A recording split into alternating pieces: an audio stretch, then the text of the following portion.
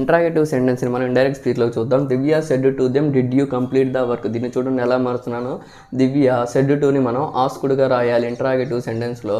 దెమ్ముని దెమ్ముగానే రాసేసాము. ఇక్కడ SR no type question కాబట్టి did ఉంది కాబట్టి ఎస్ఆర్ నో టైప్ క్వశ్చన్ కాబట్టి ఇఫ్ రాసాము. తర్వాత ఇక్కడ మనం ముందు సబ్జెక్ట్ మార్చాలి. ఇది సెకండ్ పర్సన్ యూ కాబట్టి ఆబ్జెక్ట్ని బట్టి మారును. ఆబ్జెక్ట్ అనేది సబ్జెక్టివ్ ప్లేస్లో ఉంది కాబట్టి దెమ్ యొక్క సబ్జెక్టివ్ కేసు ఏమవుతుందంటే దే అవుతుంది. డిడ్ ఉంది కాబట్టి మనం హ్యాడ్ రాస్తాము.